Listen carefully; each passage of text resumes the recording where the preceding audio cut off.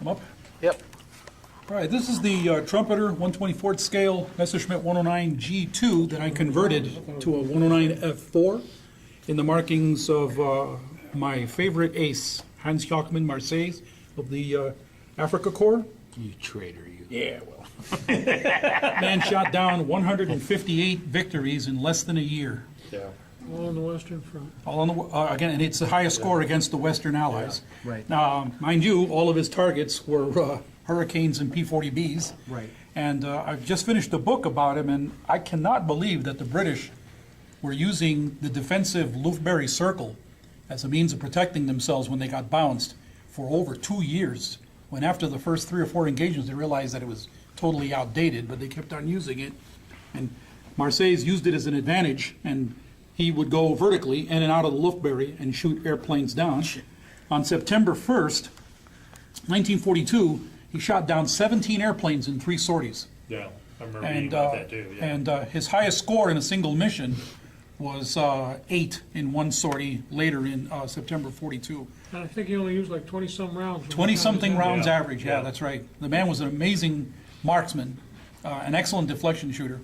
Anyway, getting back to the model, I brought the instruction sheets in because for the first time I decided to reference the updates that I had to do to convert the model. And one thing that I want to pass on to everybody, and there's an example there. Usually, when I convert something, I just pretty much go with the instructions, go with a reference book, and just do the conversion as I go along. But I often find out that I forget certain details, and after the component is built and inside the fuselage, I can't get back to it, and then I notice it after it's finished.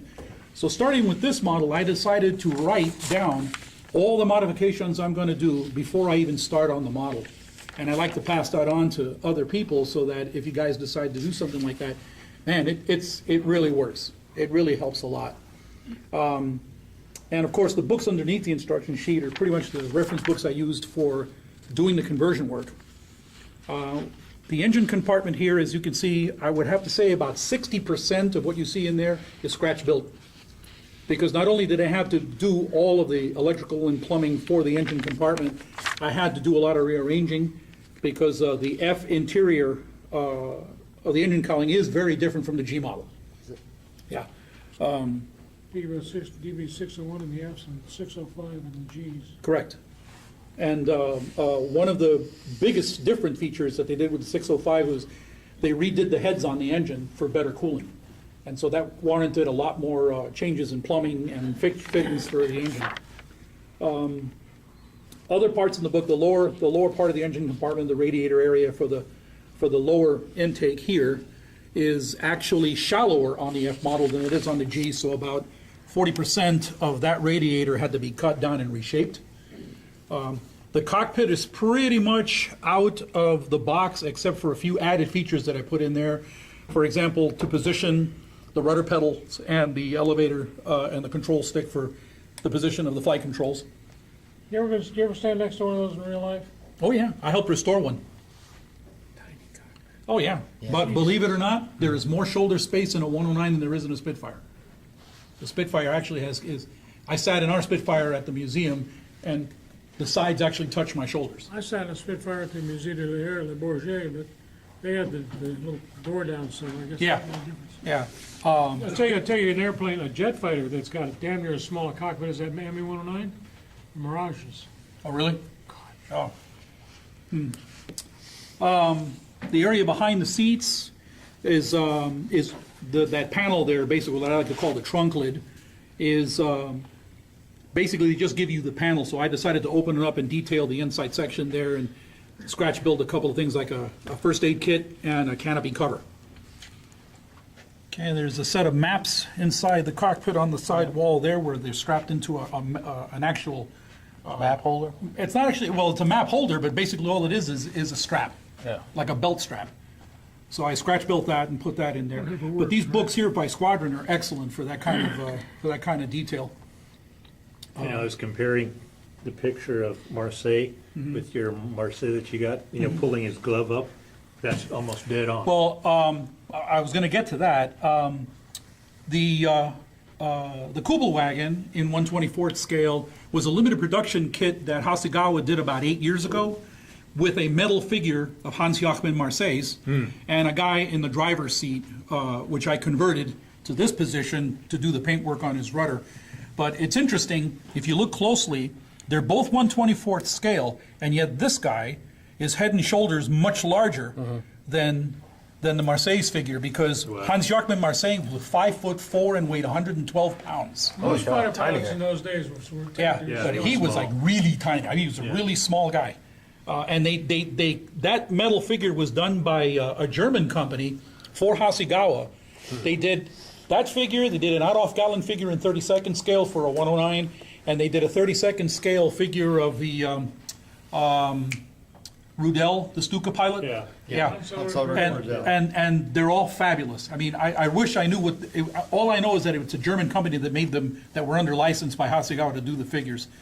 But I really wish they did a lot more figures, because, I mean, you look at the facial features on that figure, and they're spot on. I mean, they really did a great job, and it was an absolute pleasure painting that figure.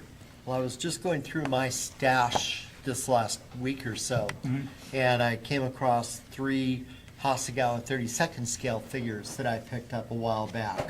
One is Marseille, one is Saburo Sakai, Oh, okay. and one is Richard Ball. And this is in 32nd scale? 32nd Yeah, scale. yeah, What was the second one? yeah. Saburo Saburo Sakai. Saburo Sakai. Yeah, Yeah. So I have his autobiography at home.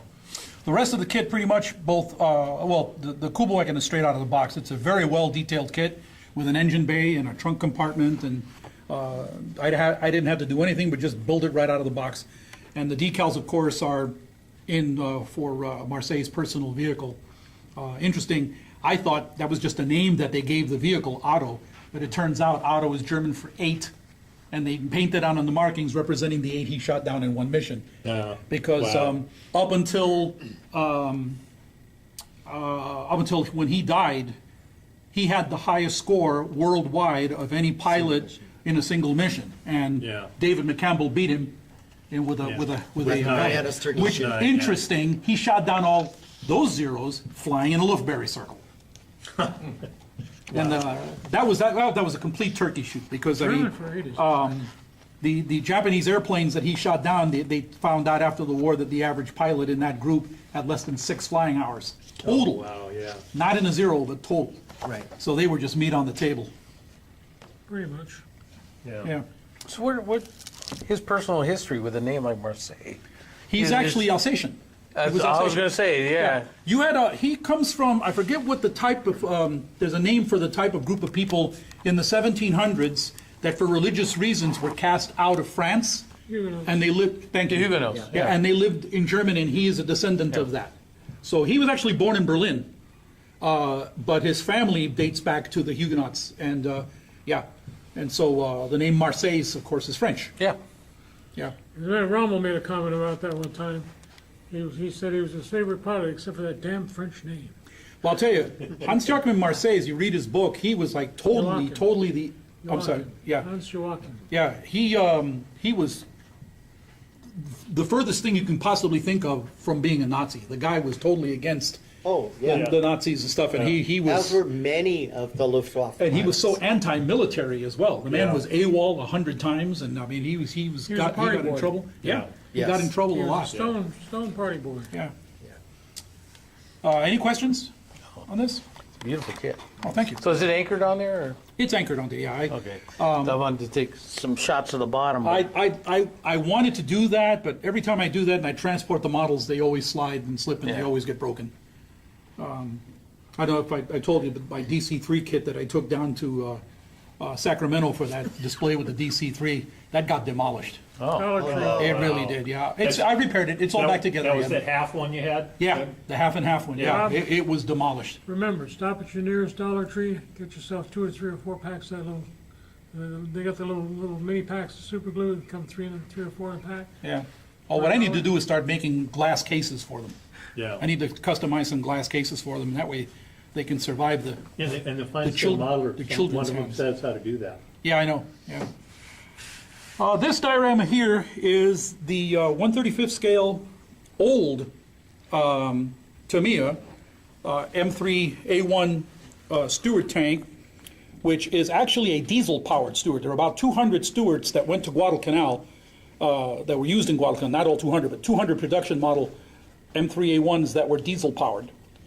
And they sent a bunch to Guadalcanal, hastily marked, and sent there as support vehicles. The figures are from Dragon, and they are the Guadalcanal U.S. Marine Corps things. And one of the things I noticed about the features of the figures is all the separate equipment that they have is in really nice detail. The length of those bayonets, at first I thought they were out of scale, but I looked them up online, and it turns out that model bayonet was really that long. It's really quite large. You managed to get actually 200 of those little things at Guadalcanal. How much difference that might have made. Yeah, I think one of the books here that I have on the campaign said they sent, over the whole length of the campaign, they used up all of the stateside remaining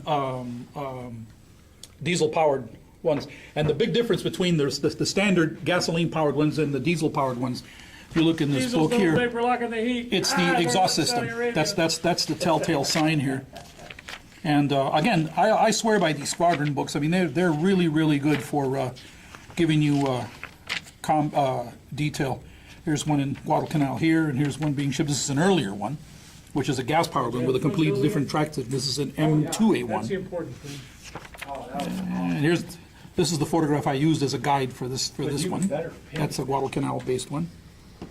And yeah, I think this is the this is the M3A1 that I used as a guide. That's the new one, right?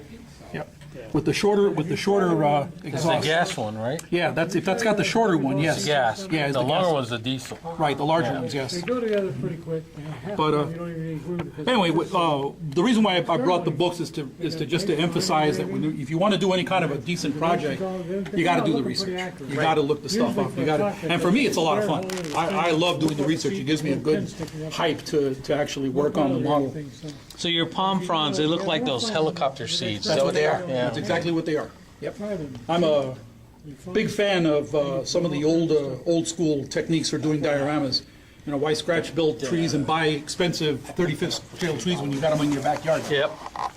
With the exception of the large palm trunk, that's a resin aftermarket piece. Everything else is out of my backyard. You have a Stewart in your backyard? Yes. Cool. It's one of those inflated ones you can turn over. Hey, there's a house in Remember, everybody likes a little ass, nobody likes smart ass. Those bo-